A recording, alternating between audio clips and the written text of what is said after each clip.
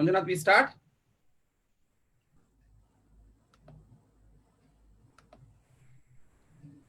Namaste and welcome you all for today's episode, the 8th episode on the series Kaapi with a Yogi.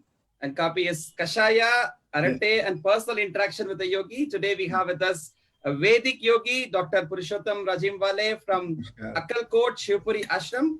And on behalf of all the Yoga Mitras and Know Your Yoga, we welcome Dr. Purushottam Rajimwale for this discussion. Welcome, Dr. Sir. Namaste. Namaskar, Bhaiya. How are you? Very fine.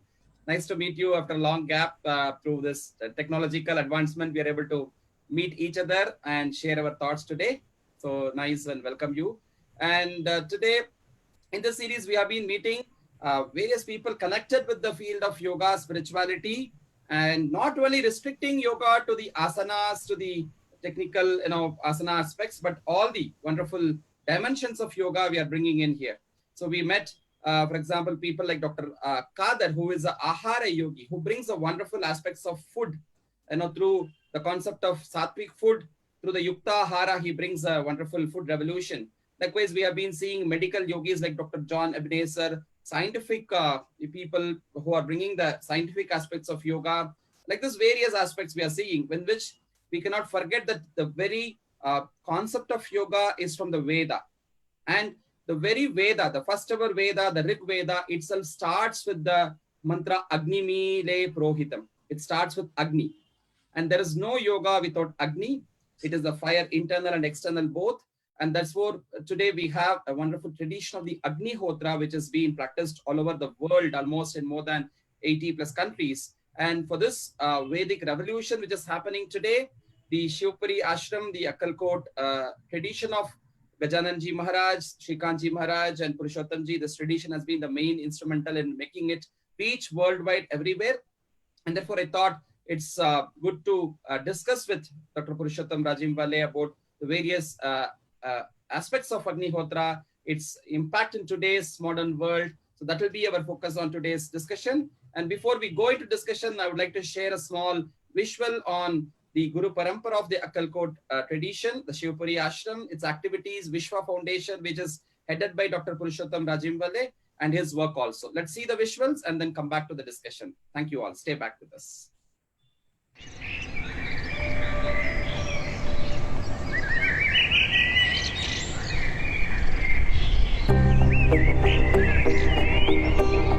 Since many millennia, humans have been in pursuit of happiness.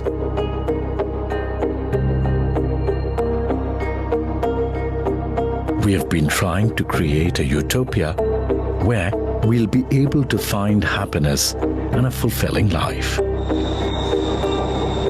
But this life, like a mirage, keeps deluding us. Our vision becomes an illusion of Maya.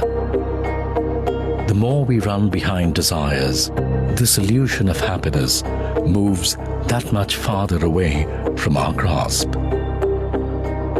By leading a life devoid of purpose and direction, in pursuit of this illusionary feeling of euphoria, we have caused tremendous destruction to ourselves, our family, and our planet. Sri Swami Samarth Maharaj, a divine yogi, consecrated a Guru Pitham, a lineage of masters for spreading the message of a happy and peaceful world. Param Sadguru Sri Gajanan Maharaj became the Peethadish, head of the monastery, in the year 1938 at the age of 20. Referred to as Sri by his countless followers spread all over the world, Param Sadguru is revered as an avatar, an enlightened yogi and a true visionary who delivered the message of peace and eternal bliss. Based on the timeless Vedic wisdom, he gave the divine message of Agnihotra and the fivefold path to find true meaning in life, attaining spiritual bliss, healing the planet, and creating a world at peace with itself.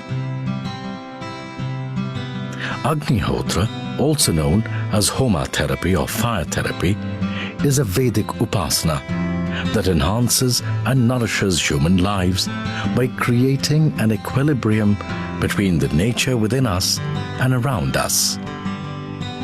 It is a fantastic elementary healing technique practiced by many people worldwide. Agnihotra is performed precisely at given local sunrise and sunset timings, as the process is tuned to a body's biorhythm corresponding with rhythms of nature. Fire is prepared in a semi-pyramid shaped copper vessel. 2 oblations of 2 pinchful of rice smeared with cow's ghee is offered into this fire with the chanting of 2 Vedic mantras. Suryaya Swaha Suryaya Idam Mama Prajapataye Swaha Prajapataye Idam Mama Agnaye Swaha Agnaye Idam Mama Prajapataye Swaha Prajapataye Idam Mama.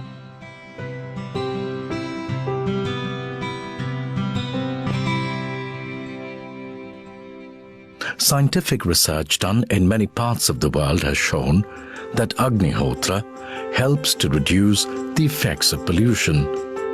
It improves concentration and focus. It reduces stress and helps improve immunity.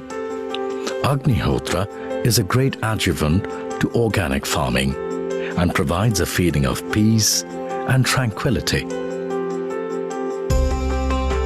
The positivity exuded by Agnihotra is vibrantly felt at Shivpuri.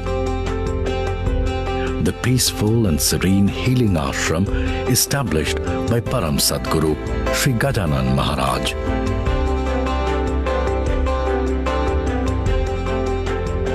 Shivpuri, our international center, was established by Sri as a global destination of healing and learning and a center of divine faith for everyone in this world.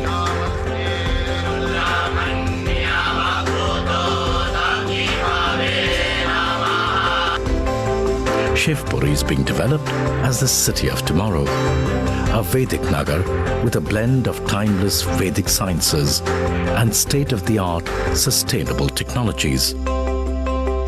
Every year, thousands of people attend the Agnihotra-based holistic integrative wellness retreats at Shivpuri Health Center. Many people come to learn at the various goshalas and Agnihotra farming plots created by volunteers of Shivpuri. More than 5,000 children study at the Agnihotra-based schools in Shivpuri and at our other centers.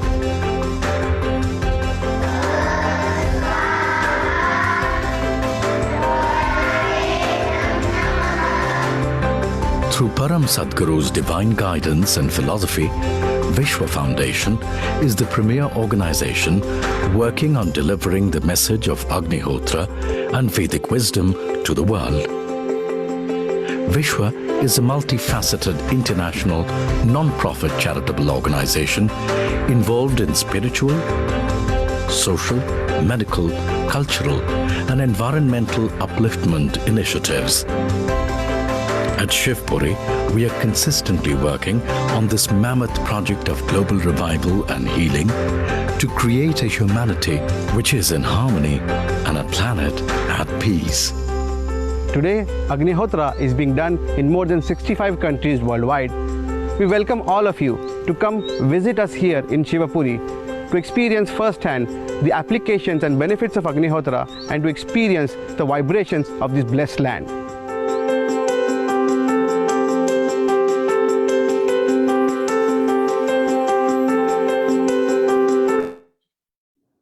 Wow, Thank you, Bhaiya. that was a wonderful presentation to get a bird's eye view of what is happening at Shivpuri Ashram, and also from there, how it is getting spread all over the world. So when I was looking into your name, the surname Rajim Wale, that shows it's a kind of a royal name, the royal dynasty. At the same time, you represent a spiritual lineage. So I was just curious to know what do you represent, whether the ancient royal dynasty that was there in the Koshal, the mid of India, or is it the spiritual lineage of Shri Akkalkot Swami Samarth, which is also the lineage in Shivpuri Ashram? So what is that you represent, basically? Thank you so much for this wonderful question, Bhaiya. I think originally the Rajamwale family is a royal family. Even today, the family back in Chhattisgarh, the area that was called Mahakosal in the earlier times, central India, in the central province, the family controlled a large area of what is today's also parts of Raipur and what is today's a town called Rajim. So Rajim was the family's headquarters like that. But the entire family for the last 7 generations had a spiritual bent. So they never were interested in luxuries that the royal family life brought with it. They were more interested in spirituality and then social service. So this combination of spiritual and social work has been for almost 160, 170 years. So 7 generations before Param Sadguru came to Akkalkot, the family was already more focused on social upliftment and social welfare initiatives. And when Param Sadguru came to Akkalkot, my grandfather, he then blended the both in a bigger way, because he was chosen as the Mathadipati of the Akkalkot Swami Samarth tradition here in Akkalkot. And then he brought with it the social initiatives from his family. And then by the grace of Swamiji was given the spiritual lineage also. So since then, this Guru Pitham has been involved in a combination of both. So what we are trying to do through the work of Agnihotra is basically create a larger global impact using spirituality as the base and creating larger social welfare, social upliftment in its fray. So the process of teaching Agnihotra to the world is a process of creating a larger social evolution that we want to happen. And that has been the focus for the last 170 years and will keep remaining the focus for the next millennia or so. Wonderful. So it is very overwhelming to know that you represent a tradition which is not less than 170 years old, which was initially kind of a royal tradition, and after Sri Gajananji Maharaj came over to take over, become the successor of the lineage of Sri Swami Samarth. Sri Swami Samarth is a great avatar Purusha. He's considered to be Datta Avatara, and not only in Maharashtra, states like even Karnataka here in South, we have many followers who go to Akkalkot and also other Datta Pitams and follow his teachings. And I see everywhere here, the name of Swami Samarth being there. So it's very overwhelming to see that you represent that Guru Parampara. It's grace. It's his grace. It's his grace that he gave us this opportunity to take. I mean, his message was to create a larger global impact, because he said that the time has come for society world over to come together to form what he called as the human community now. Manav Samaj is something that he wanted to create, not a regional community, national identity, some like a cult-based identity, but a larger human identity has to be created, which was the ideas of the Vedic rishis, which was the ideas propounded in the Vedas, in the Upanishads, in the Gita, and so on, so forward as well. That we need to think beyond our current identity, look at us as a larger species, come together and create a larger global family, which will then be able to live in harmony. I mean, that's what everybody wants, this utopia that everybody wants. And he says, here I am, I want to create this thing now. So that's what the Guru Pitham has been doing. Wonderful. And whenever there was a chance that I go to that part of Maharashtra, it could be to Sholapur or Pandharpur, I always have taken a chance to come there to see the Guru Mandir, and also to come to Shivpuri Ashram. And it's always a divine experience to be there, where yogis have walked, they have lived, they have breathed, they have, even today people feel their presence there. So in today's world, it is so difficult to see such exemplary people who are there.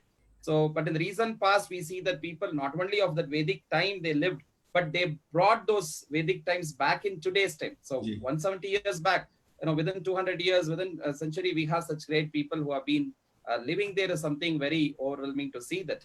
So, just to know more about the tradition and the lineage, because the Guru Paramparas are today missing. Actually, everybody today, what is happening is just like that today, somebody does go and do some yoga course or some Vedic course, and then they are self-proclaimed and they are there. So whereas if today we are having the light, lighten even today, it is because of the parampara that we had, which is starting from Sakshat Ishvara Sadashiva Samarambham, Shankaracharya Madhyamam, Asmadacharya Paryantam, Vande Guru Paramparam we see. So this parampara is very important. Lineage is very important. Yes. So that is where you though you have had your modern education of getting into the Ayurvedic medicine and all those you have all those laurels, but you still represent the Guru Peetam, the parampara, and also you had added your own modern credentials and you're taking it in a global level through the Vishwa Foundation. In the first day of the series, we had Dr. Anand Balayogi Bhavanani, who is representing another mystic yogic tradition, Parampara Kampli Swami Mat, and his father, who was a great rishi, Swami Geetanandagiri. So who took a lineage in a wonderful way. And Dr. Anand Balayogi is a medical doctor, a professionally qualified MBBS medical doctor, and he has a number of research in yoga, and he is continuing it in a global way. So I think today there is a next generation of all the Guru Paramparas which are coming, also bringing the modern science with it, collaboration, and they are giving it to the world. That's where the world can really appreciate it. So just to know about a bit of thing, how the Vedic tradition, how it got added in the Guru Parampara of Swami Samarth through Gajananji Maharaj. So how did the Vedic Parampara started there? I was, when I had been to the ashram, I had seen that he had even had visions of Lord Parashurama, and he had given him the Vedic ordinal and all those things. Just want to know a bit about that. So the tradition that we are talking about, so Swamiji is said to have spent centuries in meditation. It is said that he spent almost 300 years in penance in Sri Shailam forest in the Kardali Vanam. And then from there he did a Bharat Parikrama. And then from there he came to Akkalkot and founded this Guru Peetam here in Akkalkot, because Akkalkot is a very traditional land of yogis, avatars, sadhus, sant, like that. And Swamiji lived here for 21 years and then preached the message of Vedic revival. And then he founded this Guru Peetam here because he wanted everybody who came after him to keep working for the global Vedic revival, he said. Because he said the only possibility that the world could one day come out of the mess that it is in now, which has been created for the last 2000 plus years, is to come back to its original roots that they were propounded by the Vedas, were put forward by the rishis, because they had understood the concept of human life in a far deeper knowledge than anybody else has ever tried to explain it, right? That's why Vedas are said to be the treasure house of knowledge, oldest known knowledge source of mankind, right? And they have started understanding human life not only from its physical manifestation, but from its metaphysical manifestation as well. So Swamiji created this Guru Peetam, and then after him Balappa Maharaj, and then after Balappa Maharaj came Gangadhar Maharaj, and then from Gangadhar Maharaj came Param Sadguru, and then Param Sadguru codified this Vedic knowledge into 5 simple Panchasadhan Margam, he said, the fivefold path of the Vedas, and the first foremost being Agnihotra, which was then propagated around the world. So since last 75 years, in 1944, he had a vision of Lord Parashuram, who then also asked him to take this message or this work global, as a Guru Dakshina. And then from 1944 to 2020, it's been 76 years or that this message, this movement has been going around, and it's almost by grace of God that we have been able to reach so many people in this period of time. And then we still want to keep working with the help of learned brothers and sisters like you yourself. Yeah. Yes. So when you said Agnihotra, we already I have seen that there are a lot of Vedic scholars around this country, who follow traditional methods. So I see even I've seen up to at least my grandfather parents, even they were all doing Agnihotra, but it was quite elaborate. There were a lot of Vedic mantras involved and all those things. Whereas when I see today from Shivpuri Ashram and various people who have taken it, even I have learned from you and I have been doing it. So we see it's a very simplified version. The earlier the Agni Kunda, which used to be there, used to be very big, elaborate to do. Whereas now you have a very miniature of it and then to do. So how did this new modern upgraded version develop, or just want to know about it a little more, Dr. Sir? Very well said that the Agnihotram that was initially done was, of course, done in a more elaborate fashion because back in the day, Agnihotri was somebody was who was Agnihotri. Everybody who was a Grahastha was an Agnihotri. True. So Agnihotra was done in almost every household. Even in we Ramayana, even see today many people having the surname Agnihotri with their name. Yeah. I don't know whether they do Agnihotra or not, but still in India we have in many traditional families they have the surname Agnihotri. So it's a remnant from that time. Chaturvedi, Dvivedi, Agnihotri, they are all remnant from the Vedic times when Agnihotra was being done in every household. Basically, the concept, what is the concept of Agnihotra? Agnihotra is the process of creating an equilibrium with Prakriti that is inside you, nature within you, and the nature around you. Prakriti within you, Prakriti around you. Both of these are manifestation of the same Chaitanya. The Chaitanya is everywhere around you. Like we say, Vishwa Chaitanyam is in the fabric of the universe, is this global cosmic energy. Also, it is in my every cell of my body. So if I attune my body rhythms with the rhythms of the universe, with the rhythms of nature around me, I then can assimilate in this cosmic energy and then touch within me my core of Isha Shakti, Brahma Shakti that is within me. That's the concept of Agnihotra. So what does Agnihotra give you? Agnihotra gives you a elated state of mind, a stress-free, tranquil state of mind, a clear thought process, which then channelizes your own inner potential to create great things. So this was the foundation of the Vedic civilization. Agnihotra was the foundation of the Vedic civilization.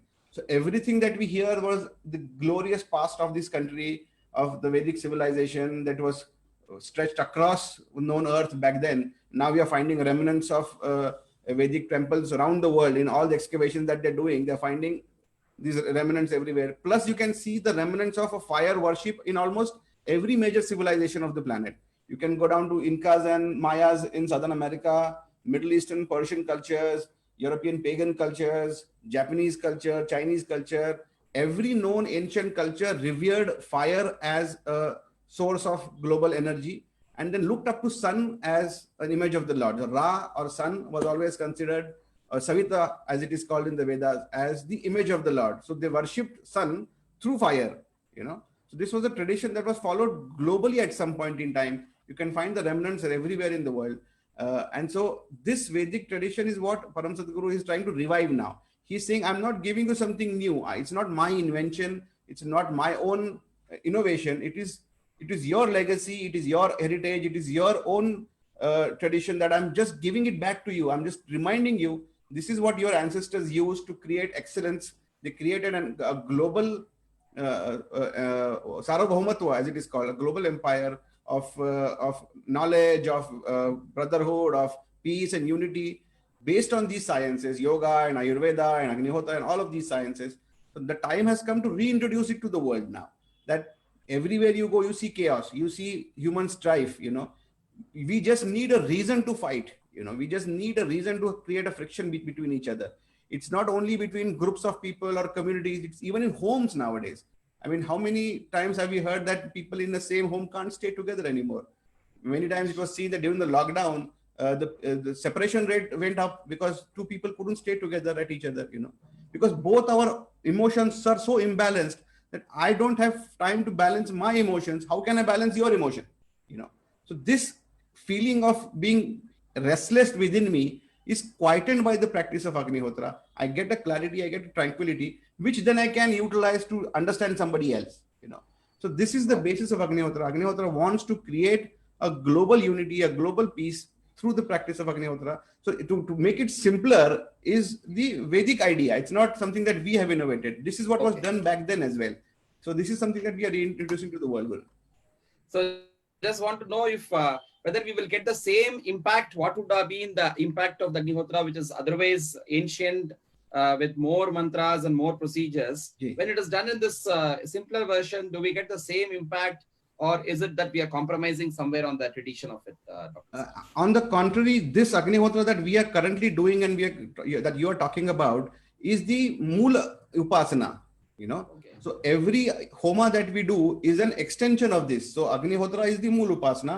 Then comes the Tretagni Vistara, which is what you are talking about, the larger concept of Agnihotra done in 3 kundas. It's a larger concept. So it's like, this is basic. You have to do this. People who want to go deeper in that science can go for the advanced courses. It's like that. So if I want to do yoga, Surya Namaskar is the basic. I learned Surya Namaskara and I can start getting the benefits. If I want to become a yogi like you, I have to spend decades in the whole process. Then also accept a larger responsibility, go deeper in that philosophy. But Agnihotra that we are talking about is the Mool Upasana propounded by the Vedas, which has the same benefit. Oh, that's so nice. Who can do this? Who can do this Agnihotra? Should one be a Brahmin to do this? Or should be only a male to do this? Or only Indians can do this? Or is there any such restrictions of so-and-so can do and so-and-so? What are the do's and don'ts? What are the basic niyamas in Agnihotra? First thing, I think in the Agnihotra Akkalkot tradition, we don't believe that the Vedas talk about the caste tradition. So we don't believe in the caste tradition at all, because Param Sadguru said that it is Avaidik to segregate people like this, to differentiate between people, because on one page you say Vasudhaiva Kutumbakam, on the second page you can't talk about segregation. So that is a misunderstood concept that he completely abolished. So in our tradition, we don't believe in the caste system. So everybody who wants to live a happy life, who wants to live a healthy life, who wants to do something better for the family should do Agnihotra. That is what we talk about. So there is no caste tradition restriction, no gender restriction, no national restriction, no food habit restriction. You can do whatever work you want. You can stay wherever in the world you want. You can speak whichever language you want. You can believe in a gender or not believe in a gender at all. There is no such restriction. As long as you feel that you are a human and you want to feel connected within your humanness, you should do Agnihotra. So that is what Agnihotra is, Guruji.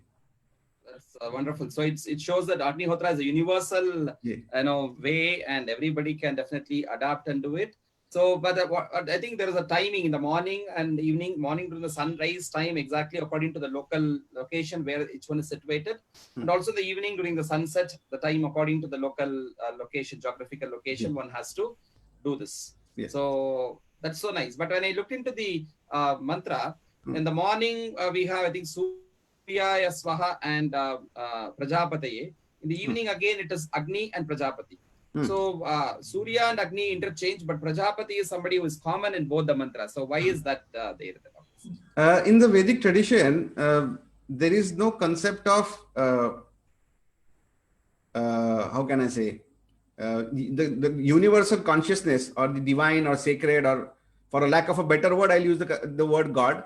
But God is a very different concept, and the Vedic idea of Prajapati is a very different concept. Because we don't believe that the universal consciousness is a human form. We believe that consciousness or cosmic energy is a formless source of infinite energy that runs through the universe, and it created the universe, and it runs through every cell, every molecule, every atom, that is even subatomic for that matter. So we believe that the energy that built this universe is conscious as well. That's the only difference, I think, between our Vedic understanding and the modern philosophy, because the modern scientific approach is that energy is not conscious. It is an unconscious state of just passive energy, But we believe that this energy is a conscious energy, and to see its reflection, only two sources can be thought of.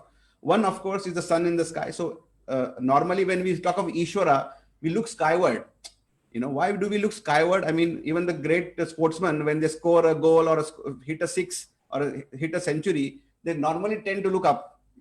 Who are they looking at? Who are they looking up in the sky? That's a remnant from the Vedic tradition, that the sun, the Savita or the Surya, is called as the image of the Lord, because it is pure energy. It gives life.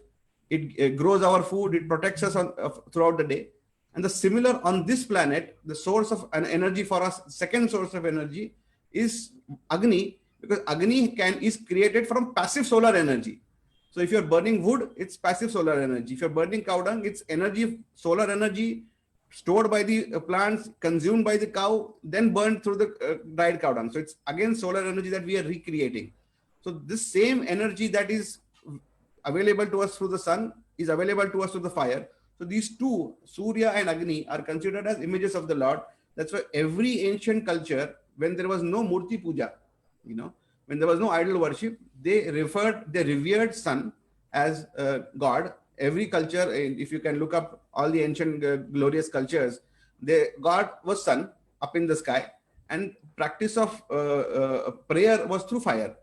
So even today you have candles, you have diyas, you have agarbatti, which are also burnt. So you never have in the temple, you don't go and throw water on the God directly. You first have the arti, you have the agarbatti, So this is the tradition. And Prajapati. Oh, people continue that. Nowadays, people are replacing diyas with Chinese bulbs and lamps. So they should not go and do it. Even a small diya which we light has a great significance. Positive impact.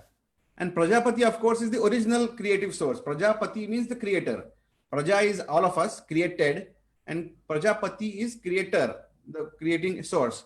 So which infinite source of energy, So Agnaya Swaha is offering to Agni as the source of energy on the planet, and Prajapataya Swaha, reminder of that Prajapati.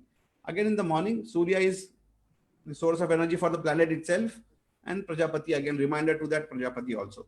So that is what these mantras are depicting. So Swaha, when you say, it is like dedicating or offering. So when you say the next mantra, Idam na mama. Ji. So what does it implies, Dr. C? Idam na mama basically is the sense of differentiate the Dvaita that we have in our mind.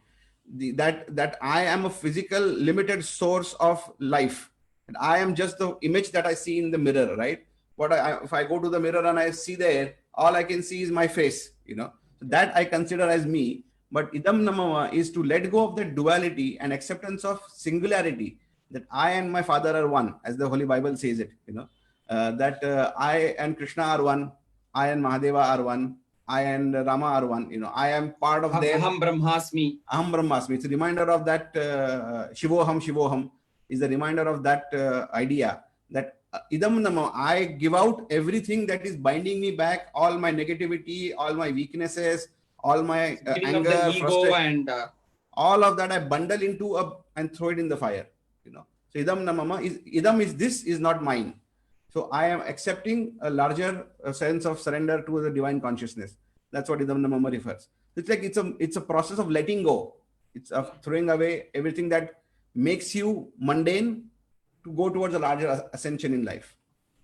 So very nice to know it. It's very shorter. It hardly takes a few minutes to do, and it has so much of such wonderful spiritual significance. So does it also have any mundane significance in terms of our worldly life, maybe in terms of our health?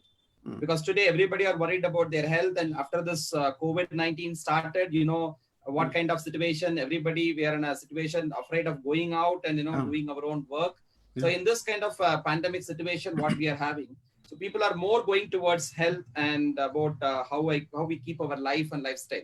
So does the ancient practice of Agnihotra in a simplified form, which we are doing, so does it have an impact over our health also, especially in this situation where today I think we have to go ahead for a few more months, probably for years, with Corona. We have to learn to live with Corona. So in this situation, how do you think Agnihotra will have an impact over health and daily life and lifestyle, Dr. Purushottam?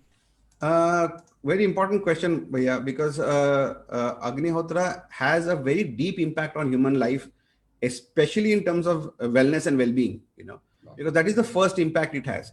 So it has a multi-layered impact. It has an impact on your physical body as well, plus it has an impact on your emotional mind as well, So that is the two way that Agnihotra impacts you. First, there are many studies that we have been doing, and we already have done many studies, and we are doing many more research projects. Some of the initial findings I'll try and explain to you.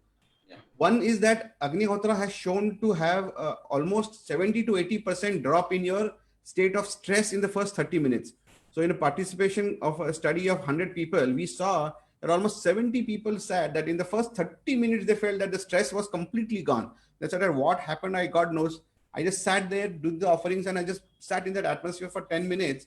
And suddenly I feel light, as if I have been sleeping for like 10 hours. You know, I feel very relaxed. I feel very calm.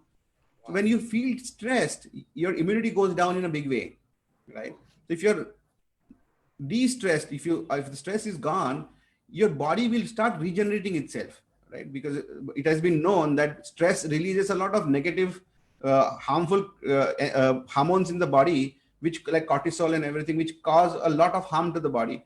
On the contrary, if you have a relaxing, like a therapy, like a spa therapy or a meditation process or a yoga posture or Agnihotra, it is known that the body secretes a lot of dopamine, a lot of positive hormones as well, which help the body reconstruct itself.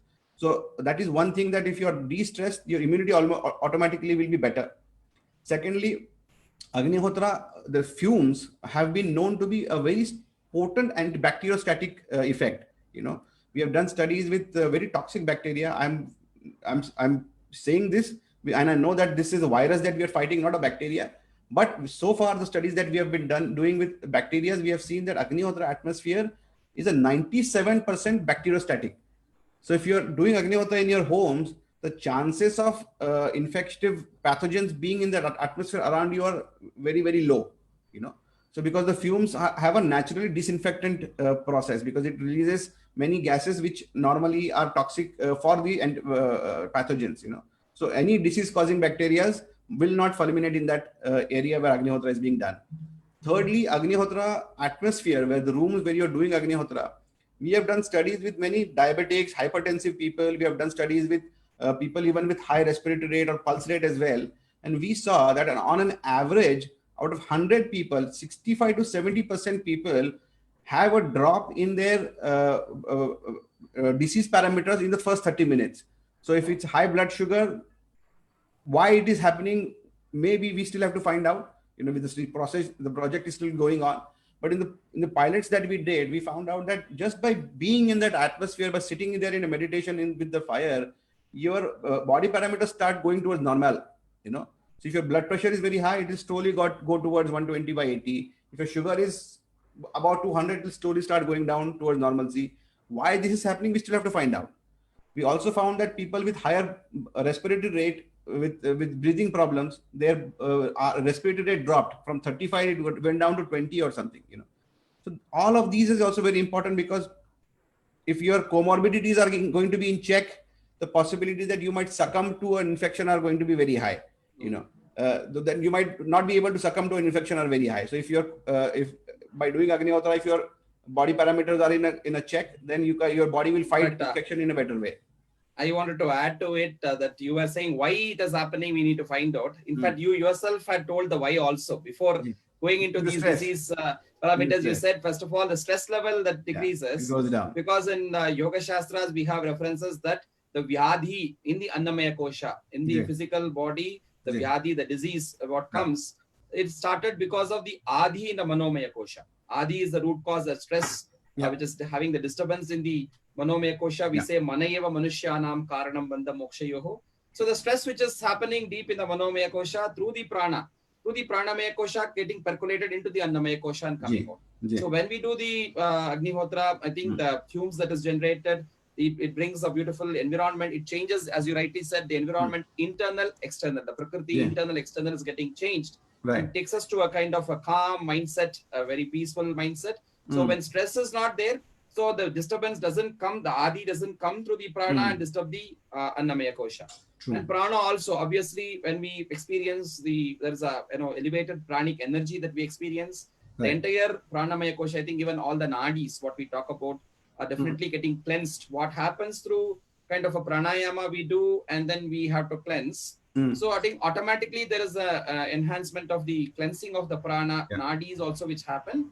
I think whereby it is definitely happening. So yeah, the why is yogically we know that it is. I just have to put it in a medical language. That's all. That's what I was trying to say. Because I can't explain to the medical doctors about Pranamaya Kosha. I would love to make them understand, but still they are very reluctant to understanding the Indic concepts. You know. That's where you have an advantage. You are a medical person, qualified Ayurvedic person, and you are a Vedic traditional representative of a lineage, and somebody who's in this 21st century, in the modern century. So you have the advantage of bringing all those put together. And I think that is the beauty of Indian sciences, right? We can actually do the Pratyaksha Pramanam, that we can actually prove it. Like you said very well with the yogic concept of mind. I mean, the sheer fact that your mind can make you sick, the mind can cause serious illnesses, is something that yoga and Ayurveda understood for thousands of years, And we have always talked about this even in our discussions, and in the yogic fraternity, in the Ayurvedic fraternity, we talk about it a lot. But somehow there is still that barrier when you start explaining it to a scientific community, because they don't seem to be very comprehensive about how does that really work. They want it to be in a very micro level, in the chemical level. How does it happen? Which gas is doing what in that language? So that's why we have to be very careful, because, like you rightly said, all the doctors that were part of that panel, everybody said that because the stress went down, the body parameters went down to normal. And that is a very important fact as well, right? When we are now combating this infective pathogen, which is actually taking lives of people who are suffering from serious comorbidities. They are with the high diabetics, or people with cancer, or people with kidney disorders, are the people who are succumbing very fast to COVID infections. So if you're doing an Agnihotra atmosphere, if you're doing yoga regularly like you teach, the chances of people becoming ill are also less. If they do ill, they might also recover quickly. And the chances of them becoming seriously ill and eventually dying because of this infection are even lesser. So that is a very important part. One last part that I would want to add is that Agnihotra ash is there. The bhasma that is left behind, we tested it with chromatography and spectrography tests. And we found out that Agnihotra ash contains 93 different elements as part of its constitution. So it has many micronutrients that are very essential for human body's metabolism. The normal food that we eat might not have a lot of these micronutrients, which causes a lot of nutritional imbalance in the body. So we might feel that we are eating 2 square meals, 3 square meals a day. We are eating all very fresh cooked food, and we are eating only sattvic diet and probably drinking boiled water and all of that. But why am I feeling weak? Is because your body lacks these micronutrients. So if you are taking, what now we are advising is, take 2 grams of Agnihotra ash daily with warm water. So it has been shown that the body's necessary micronutrients get replenished, which also helps your immune system to go up. So these are many factors. So Agnihotra, yoga, these are going to be lifesavers going forward, Bhaiya, because they are something that we taught up to now as possibilities, that, hey, we have been shouting, all the various teachers have been trying to reach out to the world to draw attention to what we have been doing. This is something really important. But now I think the world is waking up that this is really important. This is all the Indic sciences are going to be the lifesavers here going forward. Correct. In fact, I was remembering as you were talking about when I used to be at the SVyasa Yoga University, we had a couple of research scholars who did kind of scientific research studies on the impact of Agnihotra, especially on the germination of rice seeds and all those things also. And many studies have been done. And one of our branch centers at a center at Hindupur in Andhra Pradesh, we have a center where the Guruji, Dr. Sri Badrinathji, who is reading there, had made a wonderful system of Nitya Agnihotra happening there. They have they start before the commencement of the yoga class. There would be a Agnihotra performed, and then the sadhakas go for the yoga class. And after that Agnihotra is over, the ashes which are there, they have a beautiful Tulsi garden. Achha. So they apply to the Tulsi garden there, to all the plants there. When our volunteer Nagaraj, who is there, and Mahendra, they all do that. And then the Tulsi is so wonderful. It's quite different rather what we have at our own houses we have here.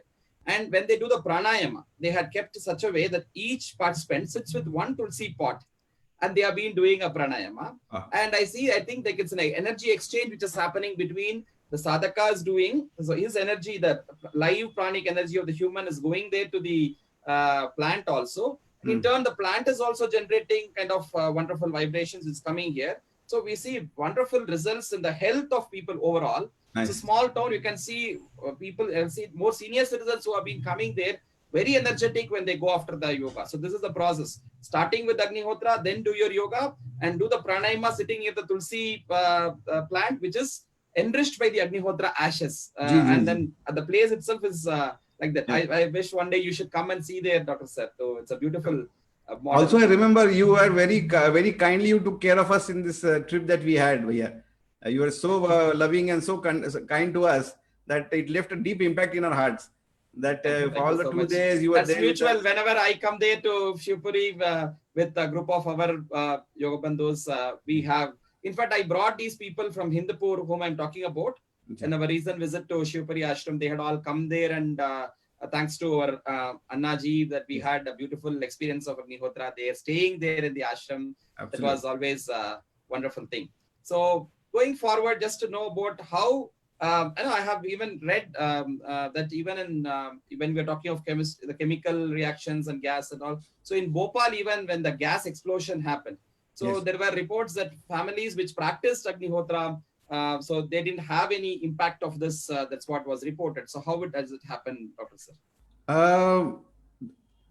How it happened, again, like I said, we don't know the chemical reason why it really helped them, but there was a family that stayed very close to the plant. So basically they stayed within some 100 meters from I think the actual gas plant, and they were performing Homa in their house. They were doing Agnihotra, their Agnihotra family, and they used to, like I said, do regular Agnihotra there. And many people around their house suffered because of this gas leak, but surprisingly nobody in the family had any problem. And even today I think they are not having any problem, to the point where the pets also did not suffer. Okay. Not only the humans, but the pets in their house also did not suffer. I'm sure everybody is aware of the horrible gas leak that had happened in Bhopal. It was such a terrible situation. Hundreds of people, thousands of people died. Many more were injured, and they have been still facing the problems because of the exposure to this gas. But this one Agnihotra family that stayed there had no problem. They were not hurt at all. They did not have any health issue. And even today they are doing fine. So this is something very strange. This is something very unique. This is something that has to be looked into. The media covered it in a big way back in the 80s. But now, even with COVID, we have many people who are living in COVID hotspots or living in containment zones, and people around them are infected, but their family is all fine. I think the media needs to bring these things. Then they are bringing the negativity, saying that so and so is affected. This is what is happening and all. Yeah. Whereas we have, so many wonderful evidence to say that people who are doing Agnihotra are living so healthy. People who have been practicing yoga, pranayama, all those things, they are, very healthy, even in terms of this, pandemic situation which is happening. Yeah. But more and more these things should come out. That is the intention of all the discussions which we are trying to take ahead and do. I'm really, it's overwhelming to hear and know that. So how is the global acceptance when you say that Agnihotra is such beneficial everything?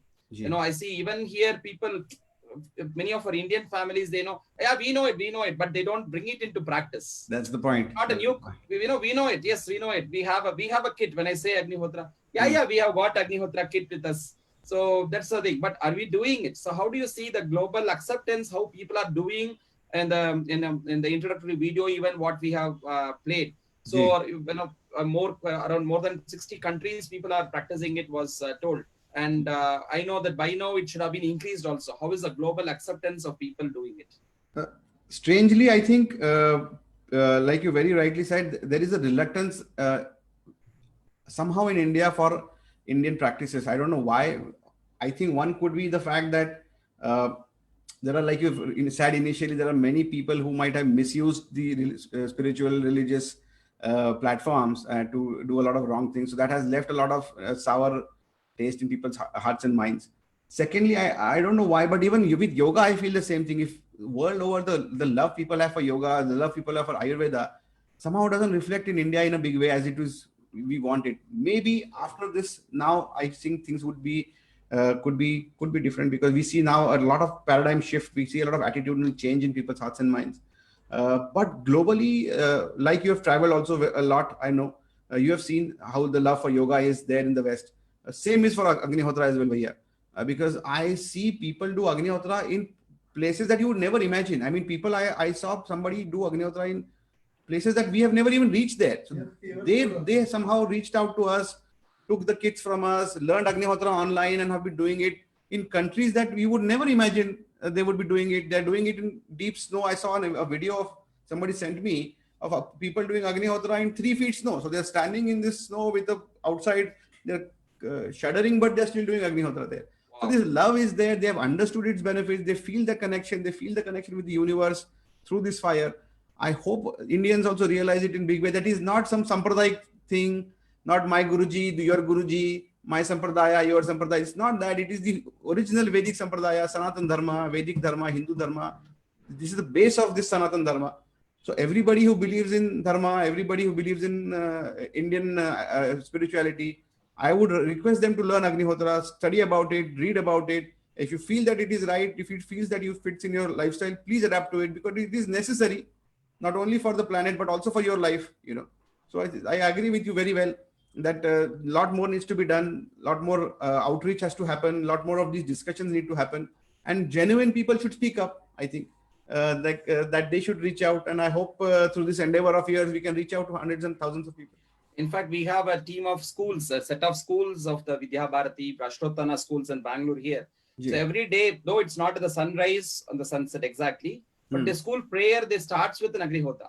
And whenever there is a guest who, every day they invite a guest, so they make the guest to do the Agnihotra, and all students participate that. So in a way, directly or indirectly, a lot of people are accepting this in different ways and adapting it. That's for sure.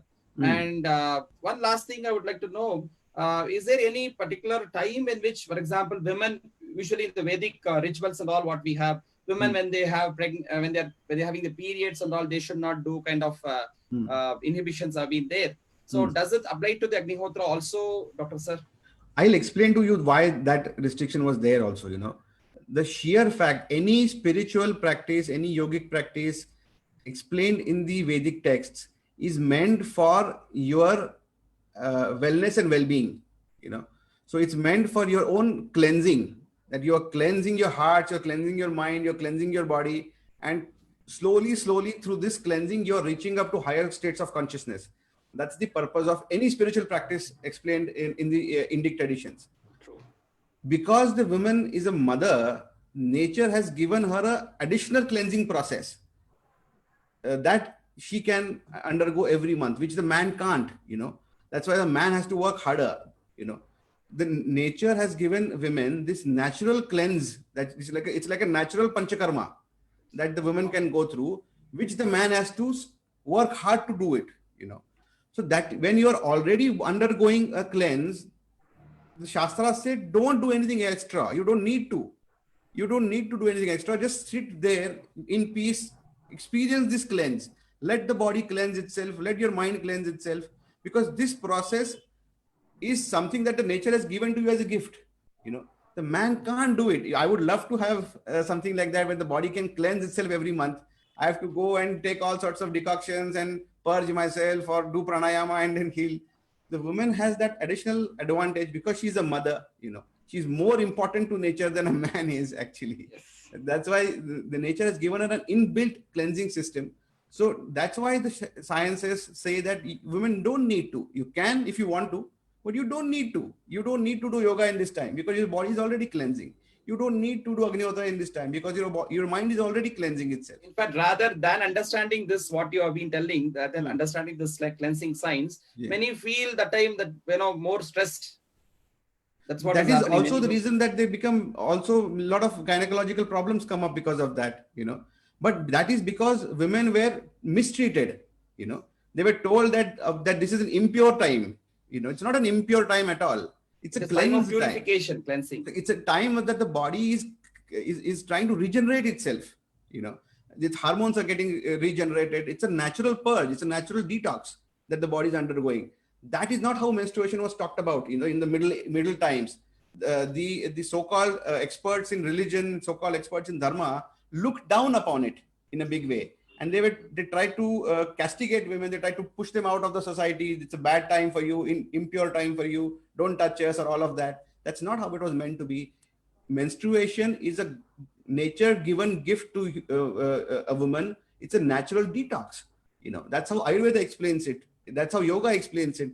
But this was never told to the world, they told it in a very bad way, in a way where the women were segregated and looked down upon, which is a very wrong thing to do, So that is why now there is a lot of stigma around it, there is a lot of negativity concerning this subject, but it is a very natural thing to happen. It is not something bad. It is not at all impure. The woman should not be considered at all impure. All of that is a bad, negative, nonsensical practice, that should not be followed at all.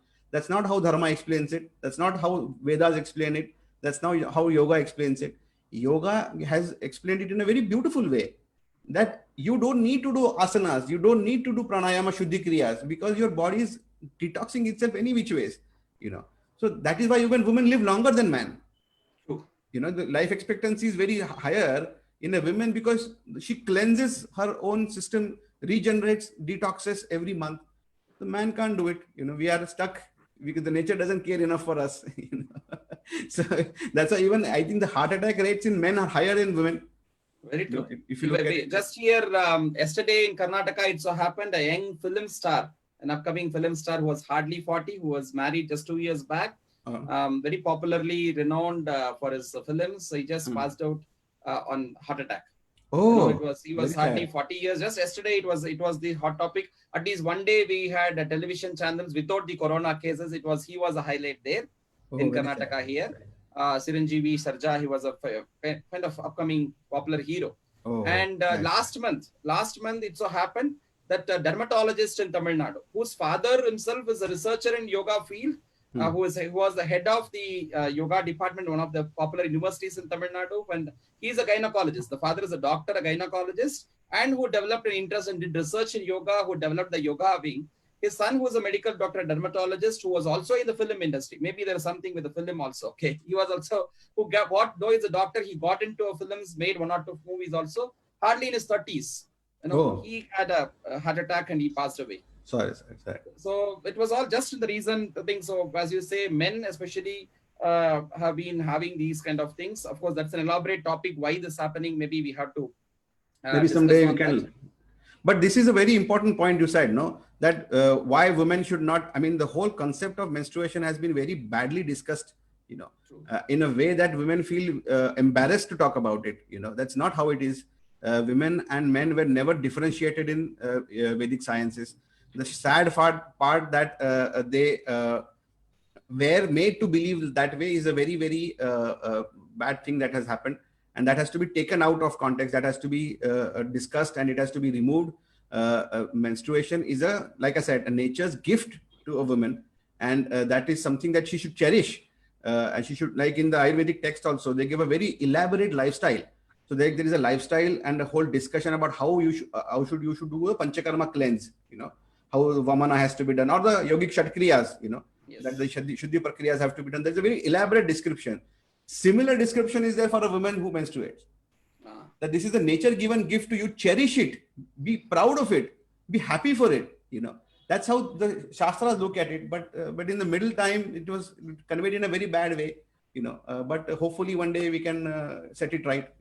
Yes, I think there is a renaissance happening. People are understanding slowly, and people like you who have been working for this Vedic renaissance to happen are giving this idea. I'm sure people are, today, that was, I think, the wonderful message which you have given to a lot of people, especially even in the yoga field. We have a lot of women yoga teachers who are the majority who are coming up. So this gives them a beautiful motivation, what you have given. Last thing to ask today, just we had a video which was shared, which is quite, disgusting in the YouTube. While we are happy that yoga, Ayurveda, our Vedic tradition, Agnihotra, they are reaching worldwide. So a lot of Westerners are taking interest in it. Same time, I see somewhere some kind of dilutions, the distortions are also happening. Today, there's Asatoma Sadgamaya is the most important mantra. It's from the Upanishads. In fact, all our yoga classes, we end with Asatoma Sadgamaya and Sarve Bhavantu Sukhinaha. And that's a wonderful message that we have been giving. So there was a kind of a video where using this mantra of Asatoma Sadgamaya and the mantra is the same, but singing it in a Western kind of pop kind of style with a very vulgar dress code and kind of a scene. A lady, I do not know her name, even in the YouTube today, it is becoming viral. So we are also mainly campaigning to see that it is reported and then removed. So what do you say about it? So the Vedic mantras, should they, purity of the mantra, how we should chant, everything should be thing, or no problem, we can. Sometimes I even hear a Gayatri mantra being sung in a different ways, different tones. People are singing and releasing albums on it and all those things. So you are representing a Vedic, a tradition, a lineage, a parampara, and also you are a scientific person, a doctor, a researcher. As a global leader, how do you try to look into this, Dr. Purushottam? I haven't seen the video you're talking about, but if you're saying that it was sung with maybe more modern musical instruments, I don't think that is wrong, because I don't think that is not about. I should have shared the video before we started the discussion. It was not about singing with modern musical instruments or anything. But the way, the scene in which it was presented, it was in a very kind of sexual way. It was presented, the very gesture of the lady who was presenting. It was not just modern, which is there, but it was in a very vulgar scenario. It was presented. So, I think we should also, tell to this world that, when people can accept, we want everybody to accept, everybody to take our Vedic knowledge and apply in their life for sadhana and everything. As you say, even novel ways of bringing it through music and singing is also not a sin. Yeah. But same time, for what? How do they project it? I would like to go and see it because I there are a lot of beautiful fusion music that is coming out, right? There's a lot of Indian and Western fusion that is happening, and a lot of musicians are experimenting with new instruments, new ragas. And a lot of beautiful presentation is happening. I see a lot of kirtan being done in the West with a lot of the new bhajans being done in the Western format. Of course, the accent is different, so their pronunciations are different. That is true. So I think that part I still would endorse and encourage, but like you said, I think there has to be a larger, I very much loved this thing that you said, a Vedic Renaissance has to happen. Yes. And I kept saying it. I think you're the only second person I heard say it, so I'm very happy you said it, that we never had a Renaissance here, right? Like Europe had its a Renaissance where it got out of patriarchy, it got out of religious hegemony and became more liberal, more forward thinking. It got back to its original roots, I think India needs a Vedic Renaissance in a big way, where we need to educate people about what it really means to be Vedic, what it means to be Sanatan, Hindu, dharmic for that matter. It is not a right-winger idea. It is a very liberal, modern, progressive idea. Not at all is it anti-women or anti-this or anti-that. It is for everybody. It's an all-encompassing concept. That is why we are working to preserve it. If it was a patriarchal idea, if it was a segregative idea, if it was a negative idea, I would be the first person to go against it. Because I would never want my daughter to live in a society like that, which is repressive, regressive, a closed society. I want her to live in a world which is beautiful, which is open-minded, which is pro-science, pro-education, progressive. And I think that is where Vedic Renaissance comes in, because that is what Vedas represent. So somehow we are getting represented as a right-wing conservatives, when on the contrary, nobody is as liberal as the Vedics are. Very true. We have encompassed everybody. Who have we really thrown out? Is there ever, have you heard in India that a scientist was looked down upon? No. There was never a fight between spirituality and science in India, because we believed both of them. Even crossing the boundaries of religion, we accepted Dr. Abdul Kalam to be one of the saintly persons of this country. I know so many people who are staunch Hindus, but also believe and pray at churches and mosques, because we believe spirituality or sacredness or divinity exists everywhere. It doesn't have a language. It doesn't have a costume. It doesn't need any particular name. It could be called John. It could be called Abdul. It could be called Ram. It could be called Krishna. It could be called anything you want. That is the liberality of this whole concept, right? That's why Vedas need to be cherished. That's why these rishis' ideas need to be propounded. That these are the people who are talking about a truly utopic world, which is free, which is making your mind expand, which is making your life completely liberal, free of any social restrictions. So I think that has not gotten conveyed. So people, if they come to India, they get a glimpse of this idea, and then they interpret it in their own way, which might not be palatable to each of us, But I think if a larger outreach happens, if we go out there in the world, spread the right way, maybe people will see it differently, Bhaiya. Very nice. Thank you so much for sharing with us all these wonderful insights. And so last, what is the future project of Shivpuri Ashram, the Vishwa Foundation, Dr. Purushottam Rajimwale? What is that way ahead for the world? What are your future contributions going to be focused on?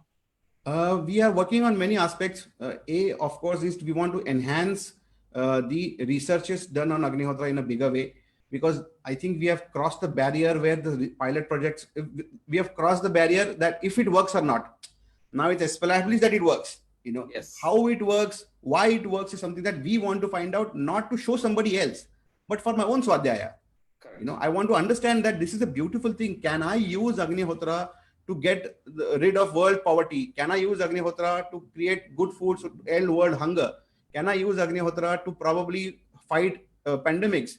Can I use Agnihotra to fight climate change? This is something that I want to know for my own self, for my children's sake. This is something that we want to deeply do as going forward. Secondly, of course, like in the video say, we want to build a Vedic Nagar here, like a prototype I want to build, so that could be then, multiplied by anybody who wants in the world. Thirdly, and most importantly, I think we want to have a larger collaborative work now, because I don't think that the time has come when people like you and me need to work together now. We can't work on the sidelines. We can't stay that I am doing my thing here in Akkalkot, Subbu Bhaiya is doing his work in Bangalore, and then we are doing in isolation. That doesn't make any sense anymore. I think all the good people who are dedicated to the cause of Vedas need to come together now, make a larger collaboration, come together, create cooperative projects, and then go out in the world and then show this beautiful knowledge base. I think the wrong people have been doing it up to now, and they created a wrong image in the last 2000 years, let's say. Let's now create this renaissance for us. Let's you and I and like-minded people come together, sit and discuss and tell the world, hey, this is not how it is. This is why it is. And this is the reason we should cherish it. Like I said, I would not want my daughter to live in a world which is Vedic, but in the current understanding. I would definitely not want her to do that, where there is a group of people in charge of everything, where women are considered secondary, they are not allowed to learn or read, not allowed to travel, only roti banao. I would not want her to live in that world. I want her to live in a world which is better than the one we got. So this is, I think, what we want to do going forward, and I hope your love and blessings are with us, Bhaiya. Yes, definitely. We are all there in the same wavelength, same thinking. That is where I thought we should discuss all these, and then many who are watching all this may be having similar ideas. So we can all come together and then take the way ahead. And it's you are in the state which is leading in the COVID-19 ranking. In Maharashtra. In the world, at the same time, the wonderful solution. The problem is there, solution is there. I think people take it in a better way, and Agnihotra and all this in a better way, and take ahead. And with this, I'm so thankful to you for accepting our invitation and joining with me in this wonderful discussion. It was heart-to-heart discussion about the Vedic tradition of Agnihotra, its relevance today in this modern world, in this stressful situation, and how it can give health impact, how it can reduce our stress, how it can change the environment around us. In fact, this year's Yoga Day, June 21st, we are going to have the Yoga Day, as you know, and every year we have been having mass programs, people gathering in large. But because of the lockdown and the pandemic situation, this year the Prime Minister requested us not to do any mass programs, but it should be from home to home. Everybody be in home and har ghar pe yoga, ghar ghar pe yoga. So I think the best way to start the yoga is to start with Agnihotra. It just takes a few minutes to do the Agnihotra and then start your yoga. In fact, yoga and Agnihotra are not separate from each other. Yoga is the union to bring the Jivatma, Paramatma together, our body, mind, our breath, intellect, and Atma together. And that's what Agnihotra also does. As rightly said, even the concept of yoga is a child of the Vedic tradition. And so Agnihotra is one of the most important aspects. So that way, yoga and Veda are inseparable, sides of the same coin. and added to that Ayurveda, of course. So when we go to Shivpuri Ashram, which Dr. Purushottam Rajimwaleji is leading at Akkalkot, so you have one side the spiritual lineage of Swami Samarth, which is coming there, and Sri Gajananji Maharaj, who took it to a great extent, adding the Vedic aspects to it, and Sri Kanji Maharaj, who is Sri Purushottam Rajimwaleji's blessed father, and he is leading the lineage as the the Matadipati of the Parampara. And also he had brought in the aspects of Ayurveda there. You can go and have your Panchakarma and other Ayurvedic treatments there. Yoga is there, Vedic heritage is there, wonderful courses are there. It's just to go and be there, stay there, and experience the lively spiritual environment is such a wonderful thing, which I always have cherished whenever I had a chance. I request all my yogic friends who are watching this to take time whenever possible. Of course, not immediately as it's Maharashtra. So when time permits after this, we hope that we have a wonderful post-corona life in India, which is going to be wonderful, because it's a great, I think it's time for the renaissance to happen. So people will all be coming there, taking your guidance. You're a young global leader guiding us in the Vedic tradition. So we are very happy to have you and listen to you, Doctor. Once again, on behalf of all of us, I thank you for joining with us. I thank Kirti, who had been always bridge between me and you, always for years together. She had been doing this wonderful thing of getting us to the Shivpuri Ashram. Thank you so much. Namaste. Thank you so much. And I would love to have you, Subbu Bhaiya, to come and visit us again. And we will make sure that you are protected. We'll take you in. Even if it's Maharashtra. Agnihotra is there, so it is going to. We will do Agnihotra around you, so you are safe. Don't worry. Yes. Yeah? Thank you so much. I'm doing it every day, so therefore I'm sure that I'm protected by that. So that doesn't matter whichever state we go, even in the red zone we go, we are going to be taken care. We should go to Daiva state now. Yeah. So thank you so much, Subbu Bhaiya, for giving me this opportunity, and always lovely to talk to you. You are doing fantastic work there for the people, and Bangalore should be really proud of you.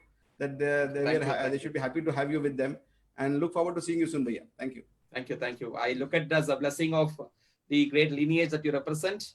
Thank you so much. Friends, tomorrow we are going to meet with yet another wonderful master.